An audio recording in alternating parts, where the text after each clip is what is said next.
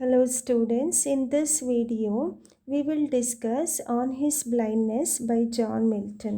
John Milton was born in London on December 9th, 1608. He was an English poet, pamphleteer and historian. He is considered as the most significant author after Shakespeare. ವಿದ್ಯಾರ್ಥಿಗಳೇ, ನಾವಿಂದು John Milton ಅವರ on his blindness ಅನ್ನುವಂತಹ ಪದ್ಯವನ್ನು ಕಲ್ತ್ಕೊಳ್ಳೋಣ. John Milton 1608ರಲ್ಲಿ ಲಂಡನ್ನಲ್ಲಿ ಜನಿಸ್ತಾರೆ. ಇವರು ಆಂಗ್ಲ ಭಾಷೆಯ ಕವಿ, ಪ್ಯಾಂಪ್ಲಿಟಿಯರ್ ಅಂದರೆ ಕರಪತ್ರಕಾರರು ಮತ್ತು ಹಿಸ್ಟಾರಿಯನ್ ಇತಿಹಾಸಕಾರರು ಆಗಿರ್ತಾರೆ. ವಿಲಿಯಂ ಶೇಕ್ಸ್ಪಿಯರ್ನ ನಂತರ ಅತ್ಯಂತ ಶ್ರೇಷ್ಠ ಕವಿ ಬರಹಗಾರರು ಅಂಥೇಳಿ ನಾವು ಇವರನ್ನು ಪರಿಗಣಿಸ್ತೀವಿ. ಇವರು ತಮ್ಮ ವಿದ್ಯಾಭ್ಯಾಸವನ್ನು ಕ್ರೈಸ್ಟ್ ಕಾಲೇಜ್ ಕೇಂಬ್ರಿಡ್ಜ್ ಎಂಬಲ್ಲಿ ಪೂರೈಸ್ತಾರೆ. ಮತ್ತು ಇವರ ಪ್ರಮುಖ ಕೃತಿಗಳು ಯಾವುದು ಅಂದರೆ ಪ್ಯಾರಡೈಸ್ ಲಾಸ್ಟ್, ಪ್ಯಾರಡೈಸ್ ರೀಗೇನ್ಡ್, ಸ್ಯಾಮ್ಸನ್, ಆಗ್ನಿಸ್ಟೀಸ್ ಮತ್ತು ಇನ್ನಿತರ ಕೃತಿಗಳು. John Milton was educated at Christ College, Cambridge. His important works are Paradise Lost, which is regarded as a great epic in English language, Paradise Regained, and Samson Agnostis. John Milton is celebrated as a prophet and revolutionary. ಇವ್ರನ್ನ ನಾವು ಒಬ್ಬ ಪ್ರವಾದಿ, ಕ್ರಾಂತಿಕಾರಿ ಅಂತ ಹೇಳ್ತೀವಿ. Because he published pamphlets defending civil and religious rights.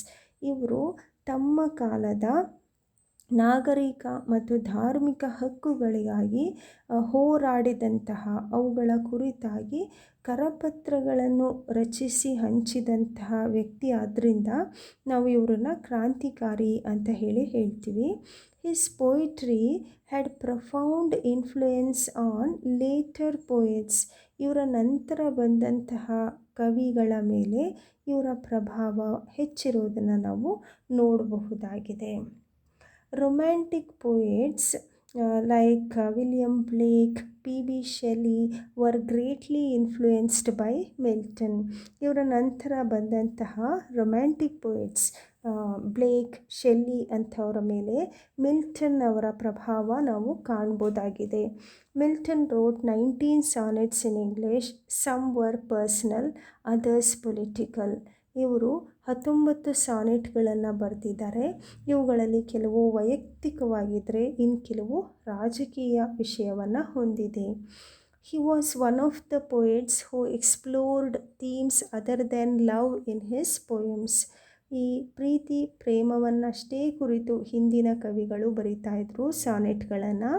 ಆದರೆ Milton ಅದನ್ನು ಹೊರತಾಗಿ ಬೇರೆ ವಿಷಯಗಳನ್ನು ಕೂಡ ಸಾನೆಟ್ಗಳಲ್ಲಿ ತಂದಂತಹ ಕವಿಗಳಲ್ಲಿ ಒಬ್ಬರಾಗಿದ್ದಾರೆ.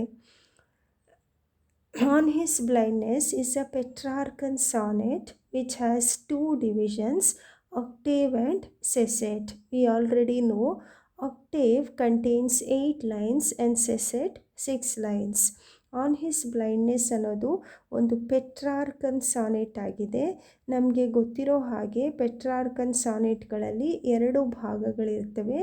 ಮೊದಲನೇ ಭಾಗವನ್ನು ನಾವು ಆಕ್ಟೇವ್ ಅಂತೀವಿ, ಇದರಲ್ಲಿ 8 ಸಾಲುಗಳು. ಮತ್ತು ಎರಡನೇ ಭಾಗವನ್ನು ಸೆಸೆಟ್ ಅಥವಾ 6 ಸಾಲುಗಳಿರುವಂತಹ ಒಂದು ಸ್ಟ್ಯಾನ್ಸಾ ಅಂಥೇಳಿ ನಾವು ಹೇಳ್ತೀವಿ. On his blindness is an autobiographical poem. ಇದು ವೈಯಕ್ತಿಕವಾದ ವಿಷಯವುಳ್ಳಂತಹ ಪದ್ಯ ಆಗಿದೆ. It's a self reflective and deeply personal poem. It meditates on the loss of sight. ತಮ್ಮ ದೃಷ್ಟಿಹೀನತೆಯ ಬಗ್ಗೆ ಕವಿ ಅಳಲನ್ನು ತೋಡಿಕೊಳ್ಳುವಂತಹ ಒಂದು ವೈಯಕ್ತಿಕ ಪದ್ಯ ಆಗಿದೆ on his blindness. On His Blindness is a poem set within the poet's mind. He expresses his doubts and also finds consolation within himself. This poem talks about the feelings of doubt, fear that go on in his mind. ಕವಿಯ ಮನಸ್ಸಿನಲ್ಲಿ ಆಗುವಂತಹ ತುಮುಲಗಳ ಬಗ್ಗೆ ಇರುವಂತಹ ಒಂದು ಪದ್ಯ ಆಗಿದೆ ಇದು. He is afraid that going blind will prevent him from composing great poetry. ದೃಷ್ಟಿಯನ್ನು ಕಳ್ಕೊಂಬಿಟ್ರೆ ಮುಂದೆ ಏನಪ್ಪ ಮಾಡೋದು ಅನ್ನುವಂತಹ ದುಃಖ ಈ ಒಂದು ಪದ್ಯದಲ್ಲಿ ನಾವು ನೋಡಬಹುದು. He also learns that one must accept God's will without questioning his intention. ಇಲ್ಲಿ ಕವಿ ಕೊನೆಗೆ ತನ್ನ ಒಂದು ವಿಧಿಯನ್ನು ಒಪ್ಪಿಕೊಂಡು ದೇವರ ಒಂದು ಇಚ್ಛೆಯನ್ನು ತಾನು ಒಪ್ಕೊಳ್ತಾ ಇದ್ದೀನಿ, ಪ್ರಶ್ನೆ ಮಾಡಿದೆ ಅಂಥೇಳಿ ಕಲ್ತ್ಕೊಳ್ಳೋದನ್ನು ನಾವು ಇಲ್ಲಿ ನೋಡ್ತೀವಿ. ನಾವು let us read the poem. It reads like this: when I consider how my light is spent, ere half my days in this dark world and wide. The poet is talking about loss of his eyesight, but he does not use the word eyesight. He uses light instead, which stands metaphorically for eyesight. ಇಲ್ಲಿ ಕವಿ ಮೊದಲನೇ ಸಾಲಲ್ಲಿ ನನ್ನ ದೃಷ್ಟಿ ಕಡಿಮೆ ಆಗ್ತಾ ಇದೆ, ಕುಂದುತ್ತಾ ಇದೆ ಅಂತ ಹೇಳ್ಕೊಳ್ಬೇಕಾದ್ರೆ ಅವರು ನೇರವಾಗಿ ದೃಷ್ಟಿ ಅಂತ ಹೇಳೋಲ್ಲ, ಅದಕ್ಕೆ ಬದಲಾಗಿ ಲೈಟ್ ಅನ್ನುವ ಪದವನ್ನು ಬಳಸ್ತಾ ಇದ್ದಾರೆ.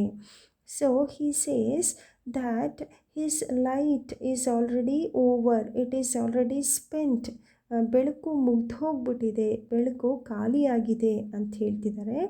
ಯರ್ half my days in this dark world and wide, but still I have to go ahead in my life. ನನ್ನ ಜೀವನ ಇನ್ನೂ ಅರ್ಧದಷ್ಟು ಬಾಕಿ ಇದೆ. ಈಗ ಕ್ರಮಿಸಿರುವಂತಹ ಅಥವಾ ಮುಗಿಸಿರುವಂತಹ ಜೀವನ ಅರ್ಧ ಇದೆ, ಇನ್ನೂ ಅರ್ಧ ಬಾಕಿ ಇರಬೇಕಾದ್ರೆ ನನ್ನ ಬೆಳಕು ಆಗಲೇ ಖಾಲಿಯಾಗೋಗ್ಬಿಟ್ಟಿದೆ.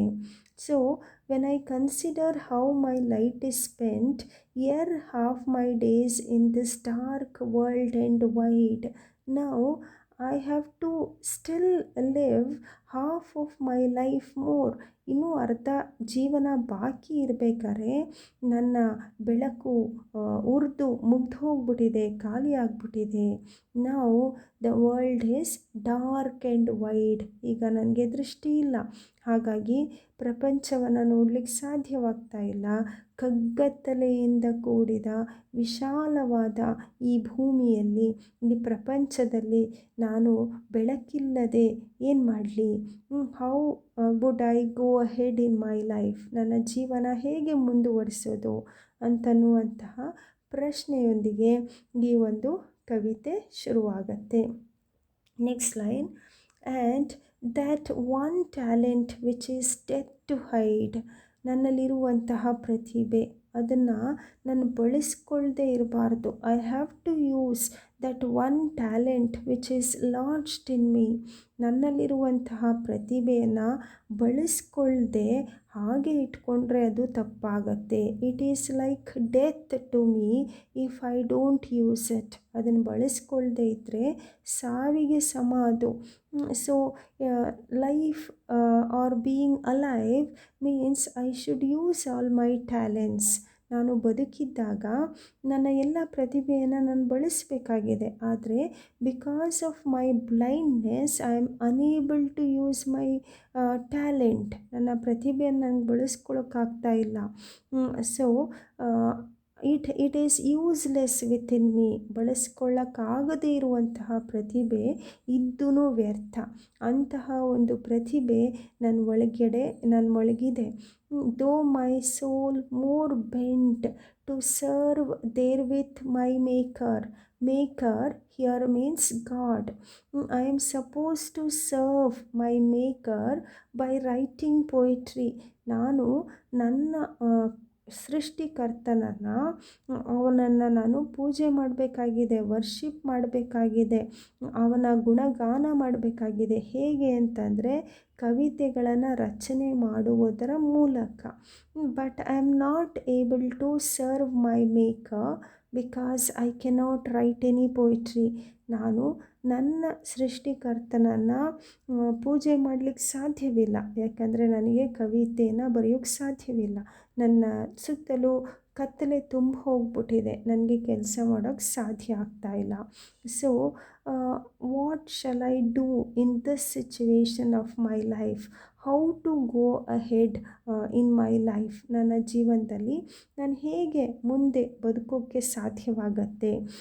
I have become totally blind in the middle age of my life. ನನ್ನ ಜೀವನದ ಮಧ್ಯ ವಯಸ್ಕ ಆ ಒಂದು ಸ್ಥಿತಿಯಲ್ಲಿ ನಾನು ನನ್ನ ದೃಷ್ಟಿಯನ್ನು ಕಳ್ಕೊಂಬಿಟ್ಟಿದ್ದೀನಿ.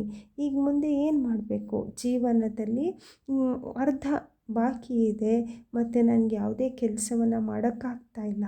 The most important work for him is to serve God. ದೇವರ ಒಂದು ಸೇವೆಯನ್ನು ಮಾಡಲಿಕ್ಕೆ ನನಗೆ ಸಾಧ್ಯವಾಗ್ತಾ ಇಲ್ಲ. So this talent that is there in me has become useless. ನನ್ನಲ್ಲಿರುವಂತಹ ಪ್ರತಿಭೆ ಹಾಗೇ ನಷ್ಟ ಆಗ್ತಾ ಇದೆ, ಅದನ್ನು ಬಳಸ್ತೇನೆ ವ್ಯರ್ಥ ಆಗ್ತಾ ಇದೆ. So should I present my true account before god? ನನ್ನ ಈ ಒಂದು ಪರಿಸ್ಥಿತಿ ದೇವರಿಗೆ ಅರ್ಥ ಆಗುತ್ತಲ್ವಾ, ಆಗಬಹುದಲ್ವಾ ಅಂಥೇಳಿ ಕವಿ ಇಲ್ಲಿ ಹೇಳ್ತಾ ಇದ್ದಾನೆ. ನಾವು at this point we must also note that the poet is using one word here which is talent. ಈಗ ಪ್ರತಿಭೆ ಅಂತ ಹೇಳ್ಕೊಳ್ಳೋದಕ್ಕೋಸ್ಕರ ಕವಿ ಬಳಸ್ತಾ ಇರುವಂತಹ ಪದ talent. So this is associated with a biblical story. ಇದು ಒಂದು ಬೈಬಲ್ನ ಕಥೆಯೊಂದಿಗೆ ಒಂದು ಹೋಲಿಕೆ ಅಥವಾ ಇಲ್ಲಿ ಸಾಮ್ಯತೆಯನ್ನು ಹೊಂದಿದೆ. Or it is taken from the Bible. ಅದನ್ನು ಬೈಬಲ್ ಗ್ರಂಥದಿಂದ ತೆಗೆದುಕೊಂಡಿರುವಂತಹ ಒಂದು ಕಥೆಯ ಆಧಾರದ ಮೇಲೆ ಕವಿ ಇದನ್ನು ಬರೆದಿದ್ದಾರೆ. So let us now see which story he is making use here. Now parable of talents is taken from Bible, Matthew 25 verses 14 to 30. And this is there in your book also. ನಿಮ್ಮ ಪುಸ್ತಕದಲ್ಲೂ ಕೂಡ ಇದನ್ನು ನೀವು ನೋಡಿದ್ದೀರಾ. I think it is in page number 3, last paragraph we can read it. Okay, the parable of talents which Milton takes from Bible, Matthew chapter 25 verses 14 to 30. So what is the story? ಅಲ್ಲಿರುವಂತಹ ಕತೆ ಏನಪ್ಪ ಅಂತಂದರೆ, there is a rich man who is about to go on a journey and he summons 3 of his servants. ಒಬ್ಬ ಧನಿಕ ವ್ಯಕ್ತಿ ಇರ್ತಾನೆ, ಅವನು ಒಂದು ದೂರ ಯಾತ್ರೆಗೆ ಹೋಗ್ತಾನೆ. ಅದಕ್ಕೆ ಮುನ್ನ ತನ್ನ 3 ಸೇವಕರನ್ನ ಕರೆಸ್ಕೋತಾನೆ. To the first he gives 5 talents. ಮೊದಲನೇ ಸೇವಕನಿಗೆ 5 ನಾಣ್ಯಗಳನ್ನು ಕೊಡ್ತಾನೆ ಅಂತ. If we can take talent as coins, then he gives 5 talents to the first. ಮೊದಲನೇವನಿಗೆ 5 ನಾಣ್ಯಗಳನ್ನ ಕೊಡ್ತಾನೆ. The second 2 and third servant 1 talent. So the second servant gets 2 talents. ಎರಡನೇವನಿಗೆ 2 ಟ್ಯಾಲೆಂಟ್ಗಳನ್ನು ಅಥವಾ ನಾಣ್ಯಗಳನ್ನ ಕೊಟ್ಟು ಕೊನೆಯವನಿಗೆ 1 ಕೊಟ್ಟು ಅವನೇನು ಹೇಳ್ತಾನೆ ಅಂದರೆ, he bids them to give account of the talents when he returns. He tells them at his return he will ask them how they used those talents. ನಾನು ಹೋಗಿ ಬರ್ತೇನೆ, ಬಂದಮೇಲೆ ನಿಮಗೆ ಕೇಳ್ತೇನೆ ನೀವು ಅದನ್ನು ಹೇಗೆ ಬಳಸ್ಕೊಂಡ್ರಿ ಅಂತ. The first servant trades with the talents and gains 5 more talents. ಮೊದಲನೇ ಸೇವಕ 5 ಟ್ಯಾಲೆಂಟ್ಗಳನ್ನ ಪಡ್ಕೊಂಡಿದ್ನಲ್ಲ, ಅವನು ಕೆಲಸ ಮಾಡಿ ಇನ್ನೊಂದು 5 ಟ್ಯಾಲೆಂಟ್ಗಳನ್ನು ಅವನು ಸಂಪಾದನೆ ಮಾಡ್ತಾನೆ. Second servant also works to gain 2 more. ಎರಡನೇವನು ಕೂಡ ಇನ್ನೂ 2 ಸಂಪಾದನೆ ಮಾಡ್ತಾನೆ. But the last servant he digs the ground and hides the talent. ಅವನೇನು ಮಾಡ್ತಾನೆ ಅಂದರೆ, ನಿಮಗೆ ಈ ಚಿತ್ರದಲ್ಲಿ ಕಾಣ್ತಿರೋ ಹಾಗೆ ಒಂದು ಗುಂಡಿಯನ್ನು ತೋಡಿ ಆ ಟ್ಯಾಲೆಂಟನ್ನು ಅದರಲ್ಲಿ ಅಡಗಿಸಿಡ್ತಾನೆ. The master returns after a long time and asks the servants returns to account for the talents. ಬಹಳ ವರ್ಷಗಳ ನಂತರ ಯಜಮಾನ ಹಿಂದಿರುಗಿ ಬಂದು ತಾನು ಕೊಟ್ಟಂತಹ ಟ್ಯಾಲೆಂಟ್ಗಳನ್ನು ಏನು ಮಾಡಿದ್ರಿ ಅಂತ ಕೇಳಿದಾಗ the first servant tells him that he has earned 5 more. ಎರಡನೇವನು ಹೇಳ್ತಾನೆ that he has earned 2 more. So master is very happy with the first and second servants. ಮೊದಲನೇ ಮತ್ತು ಎರಡನೇ ಸೇವಕರ ಬಗ್ಗೆ ಈ ಯಜಮಾನನಿಗೆ ಅತ್ಯಂತ ಸಂತೋಷ ಆಗತ್ತೆ. But when the third servant returns the talent to his master saying that he had buried it in the ground, master becomes very angry.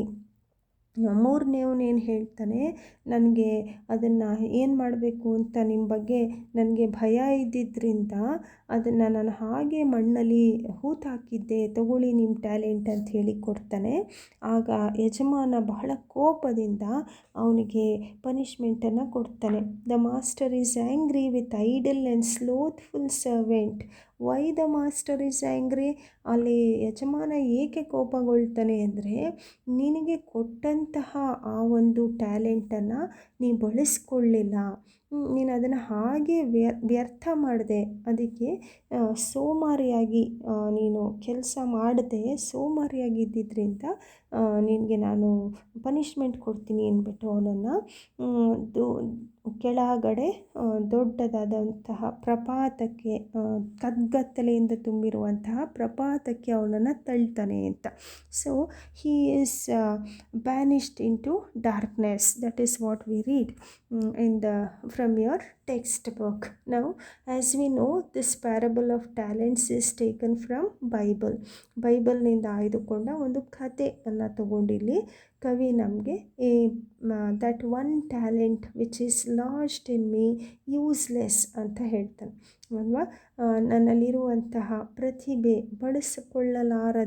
ಬಳಸಿಕೊಳ್ಳಕ್ಕಾಗದೇನೆ ನಷ್ಟವಾಗ್ತಾ ಇದೆಯಲ್ಲ, ಇದರಿಂದ ದೇವರು ನನ್ನ ಮೇಲೆ ಕೋಪಗೊಳ್ತಾನೆ ಅಂಥೇಳಿ ಕವಿ ಇಲ್ಲಿ ನಮಗೆ ಹೇಳ್ತಾರೆ. ನಾವು let us see the next line. Lest he returning chide, he might scold me for not using my talent. ನನ್ನ ಒಂದು ಟ್ಯಾಲೆಂಟನ್ನು ಬಳಸ್ಕೊಳ್ದೇ ಇರೋದಕ್ಕೆ ಅವನು ನನ್ನನ್ನು ಬೈಯಲ್ವೇ? ಅವನು ಅಂತಂದರೆ ಇಲ್ಲಿ ದೇವರು ನನ್ನ ಬಗ್ಗೆ ತಪ್ಪನ್ನು ಹೊರಿಸೋದಿಲ್ವೇ ನನ್ನ ಮೇಲೆ? In spite of giving you talent, why haven't you used it? ನಿನಗೆ ಪ್ರತಿಭೆ ಕೊಟ್ಟರು ನೀ ಬಳಸ್ಕೊಂಡಿಲ್ಲ ಅಂಥೇಳಿ ಬೈಯೋದಿಲ್ವೇ ಅಂಥೇಳಿ ಕವಿಯ ಮನಸ್ಸಲ್ಲಿ ಒಂದು ಪ್ರಶ್ನೆ. ಆಮೇಲೆ ನೆಕ್ಸ್ಟ್ ಇನ್ನೊಂದು ಪ್ರಶ್ನೆ ಎದ್ದೇಳುತ್ತೆ. ಅದೇನು ಅಂದರೆ, doth God exact day labour light denied? ಆದರೆ ನಂಗೆ ಬೆಳಕೆ ಕೊಡಲಿಲ್ವಲ್ಲ, God has taken my light from me. ನನ್ನಲ್ಲಿದ್ದಂತಹ ಬೆಳಕನ್ನು ಕಸಿದುಕೊಂಡು ಮತ್ತು ಕೆಲಸನೂ ಮಾಡು ಅಂತ ಹೇಳೋಕ್ಕೆ ದೇವ್ರ ಕೈಯಲ್ಲಾಗುತ್ತಾ?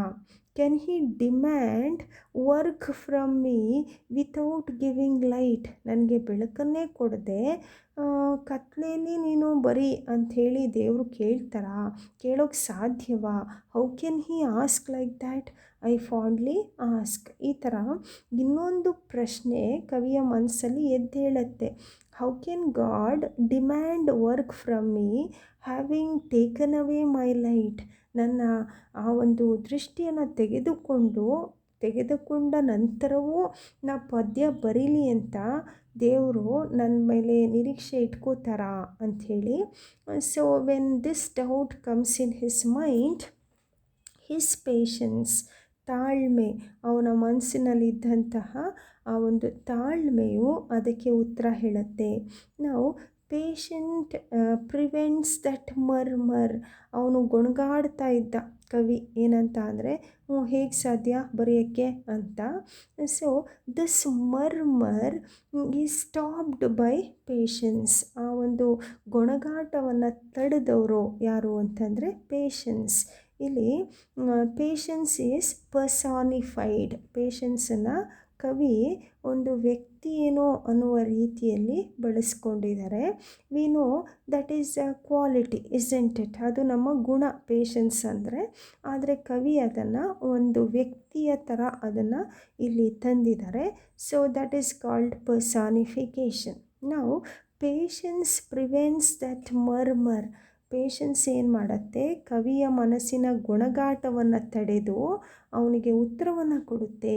ಏನಂದರೆ, God doth not need either man's work or his own gifts. ದೇವ್ರಿಗೆ ನಿನ್ನ ಸೇವೆಯ ಅಗತ್ಯ ಇಲ್ಲ. God does not need your work or his own gifts. God has given everything to you. Now he will not take away any of the gifts given by him. ಅವನೇ ಕೊಟ್ಟಂತಹ ಉಡುಗೊರೆ ಅವನಿಗೆ ವಾಪಸ್ ಬೇಕಾಗಿಲ್ಲ. And he is not expecting any service from you. ನಿನ್ನಿಂದ ಯಾವುದೇ ರೀತಿಯ ಕೆಲಸವನ್ನು ದೇವರು ಎಕ್ಸ್ಪೆಕ್ಟ್ ಮಾಡ್ತಾ ಇಲ್ಲ, ನಿರೀಕ್ಷೆ ಮಾಡ್ತಾ ಇಲ್ಲ. Who best bear his yoke, mild yoke, they serve him best.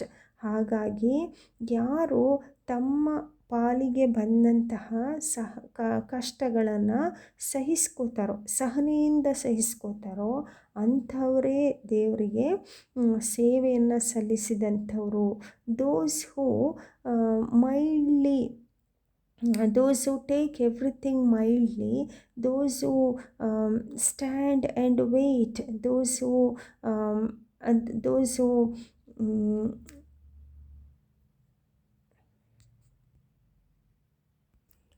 those who bear their burden without any murmur, those are the ones who serve God.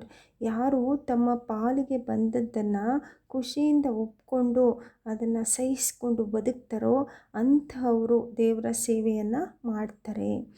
His state is kingly, he is God. ಇಲ್ಲಿ his ಅಂತಂದರೆ God ಅಂತ. ಅವನ ಒಂದು state, ಅವನು ಯಾರು ಅಂತಂದರೆ ರಾಜ, ಅವನು. He is kingly. there are thousands of people who are at his service. ಅವನ ಸೇವೆಯನ್ನು ಮಾಡಲಿಕ್ಕೆ ಸಾವಿರಾರು ಜನ ಸದಾಕಾಲ ಕಾಯ್ತಾ ಇರ್ತಾರೆ. thousands at his bidding speed and post over land and ocean without rest. His kingdom is filled with angels who are ready to serve him at any point of time.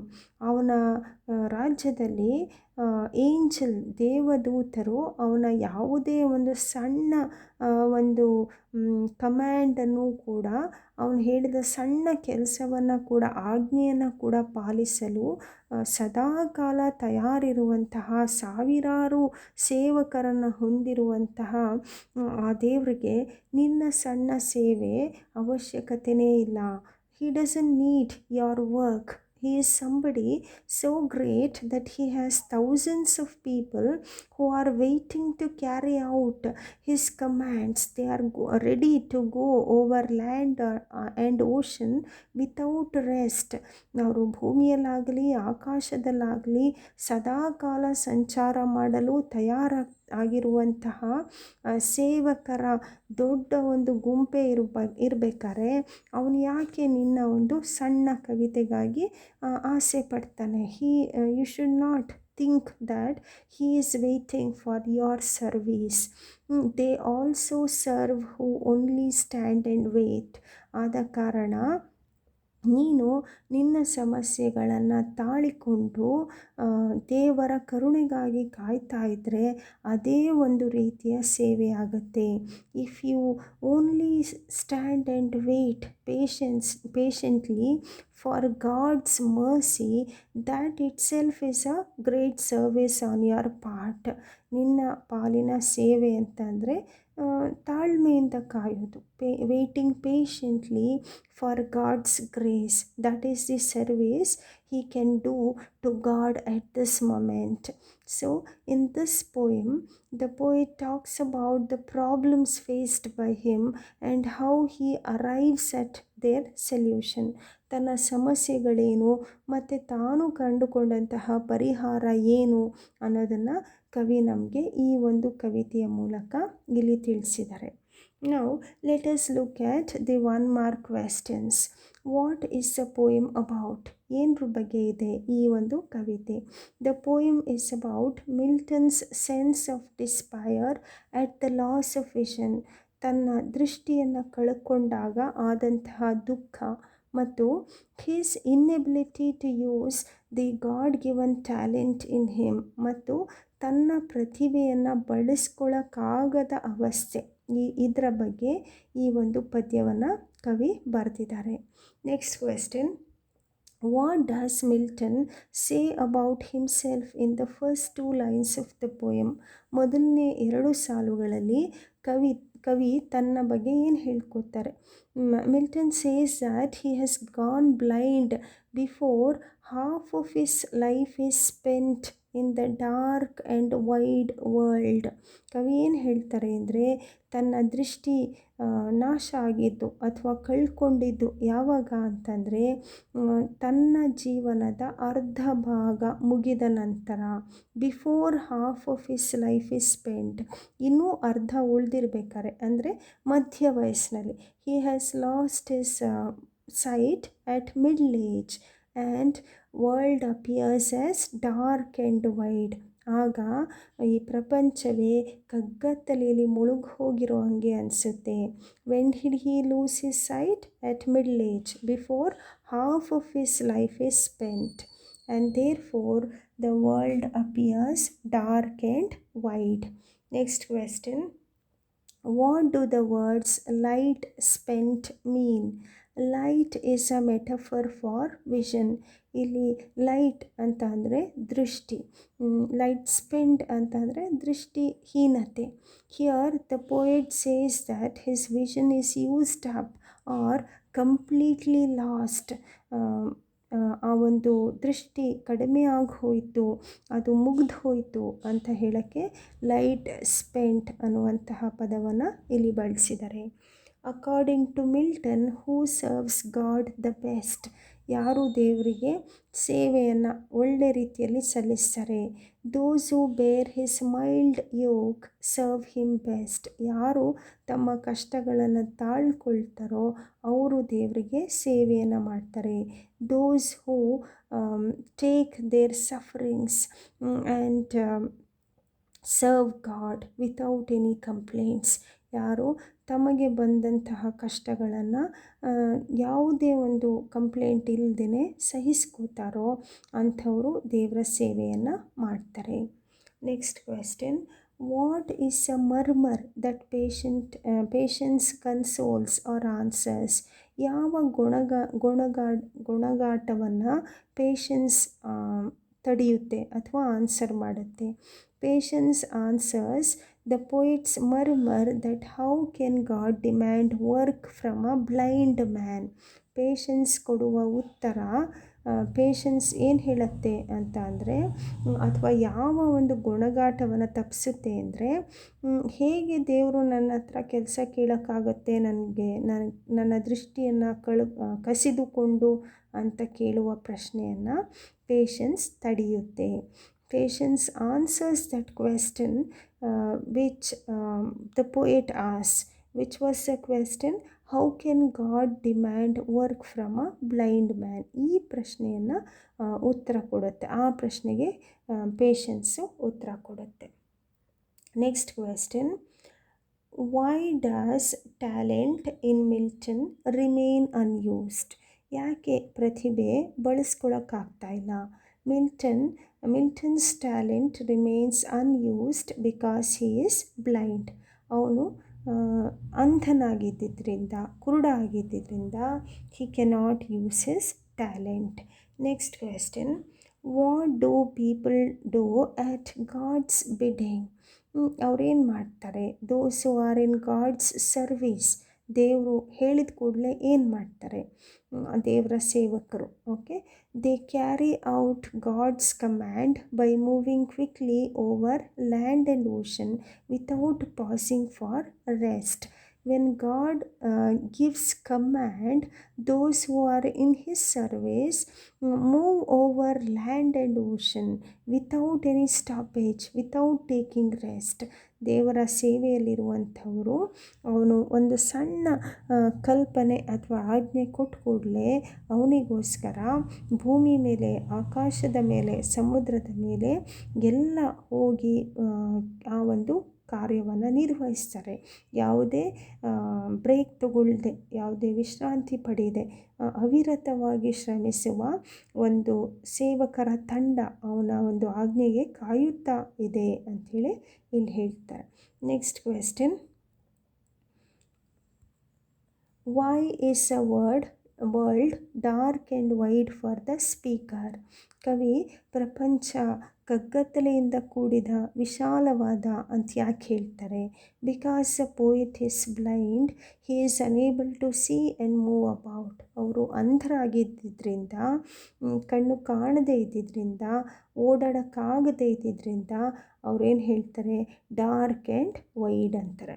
Next question, mention the word in the poem that describes God's state. ದೇವರ ವೈಭವವನ್ನು ಅಥವಾ ಭವ್ಯತೆಯನ್ನು ಚಿತ್ರಿಸುವ ಪದ ಯಾವುದು? That is kingly. Next question, what does a line they also serve who only stand and wait mean? ಹಾಗಂದರೆ ಏನರ್ಥ? They also serve who only stand and wait. It means that those who accept their condition with pleasure and wait for God's mercy also serve God. ಹಾಗಂತ ಅಂದರೆ those who accept their condition with pleasure, with happiness, ಯಾರು ತಮ್ಮ ಅವಸ್ಥೆಯನ್ನು ಸಂತೋಷಪೂರ್ವಕವಾಗಿ ಒಪ್ಪಿಕೊಂಡು ದೇವರ ಕೃಪೆಗಾಗಿ ಕಾಯ್ತಾರೋ ಅವರು ದೇವರ ಸೇವೆಯನ್ನು ಮಾಡ್ತಾರೆ.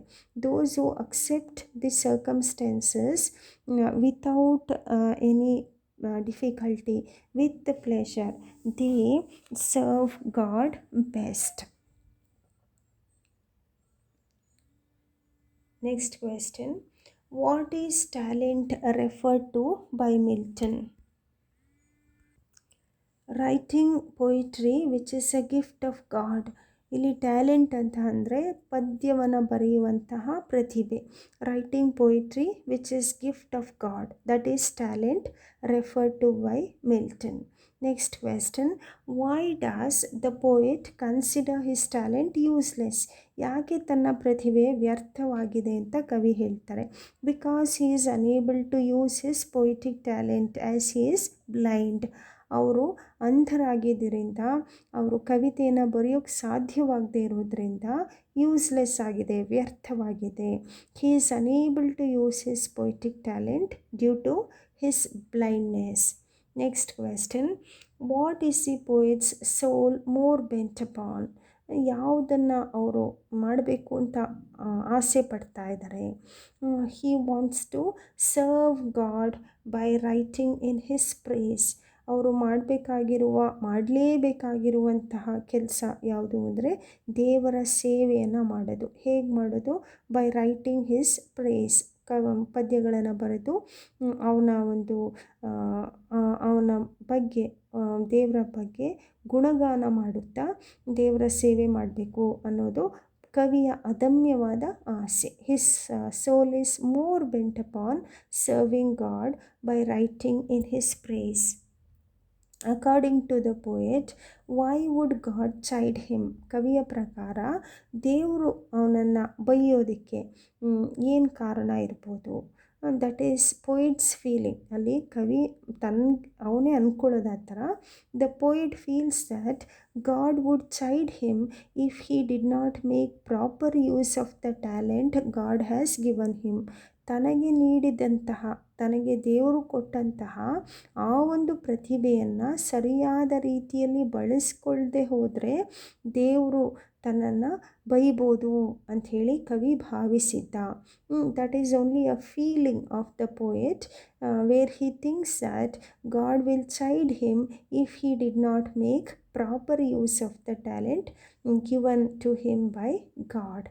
Next couple of questions, what does murmur refer to? ಇಲ್ಲಿ ಮರ್ಮರ್ ಅಂತಂದರೆ ಏನು ಅಂದರೆ complaint. It is a complaint made by poet that how can he or God demand work from him after snatching away his light. ತನ್ನಲ್ಲಿದ್ದಂತಹ ಬೆಳಕನ್ನು ಕಸಿದುಕೊಂಡು ತನ್ನ ಕೆಲಸ ಮಾಡಲಿ ಅಂತ ದೇವರು ಹೇಗೆ ನನಗೆ ಹೇಳ್ತಾನೆ? How can he demand work from me after taking away my light? So that is a complaint, ಅದು ಒಂದು ದೂರು ಅಲ್ವಾ. Next question, who prevented the murder? ಈ ಮರ್ಮರ್, ಈ ಒಂದು ಗೊಣಗಾಡುವಿಕೆಯನ್ನು ಯಾರು ತಡೆದ್ರು? Patience stopped or prevented the murmur. Next question, what does mild yoke mean? ಇಲ್ಲಿ ಬಂದಂತಹ ಮೈಲ್ಡ್ ಯೋಕ್ ಅನ್ನುವ ಪದದ ಅರ್ಥ ಏನು? It is a burden, difficulties, hardship or misfortunes of life. ನಮ್ಮ ಜೀವನದಲ್ಲಿ ಬರುವಂತಹ ಕಷ್ಟ, ಕಾರ್ಪಣ್ಯ, ಭಾರ, ತೊಂದರೆಗಳು, ಇವುಗಳನ್ನು ಕವಿ ಮೈಲ್ಡ್ ಯೋಕ್ ಅಂತ ಹೇಳಿದ್ದಾನೆ. Next couple of questions, who is a maker? ಇಲ್ಲಿ ಮೇಕರ್ ಅಂತಂದರೆ ಯಾರು? That is God. What is Milton's question to God? What is Milton's question to God? Milton asks if God would demand service from him when he has denied light. ತನ್ನಲ್ಲಿ ಇದ್ದಂತಹ ದೃಷ್ಟಿಯನ್ನು ಕಸಿದುಕೊಂಡು ಹೇಗೆ ಕೆಲಸ ಮಾಡಿಸ್ಕೋತೀರಿ? That is a question of Milton to God. Who are the thousands that work at God's bidding? ದೇವರ ಸೇವೆ ಮಾಡಲು ಸದಾಕಾಲ ಕಾಯುತ್ತಿರುವ ಸಾವಿರಾರು ಸಂಖ್ಯೆಯಲ್ಲಿ ಇರೋದು ಯಾರು ಅಂದರೆ angels. They are God's servants. ಈ ದೇವರ ಸನ್ನಿಧಿಯಲ್ಲಿ ಅವನ ಆಜ್ಞೆಗಾಗಿ ಕಾಯುತ್ತಾ ಇರುವಂಥವರು ದೇವದೂತರು, angels. Okay, so I think this has helped you. Thank you.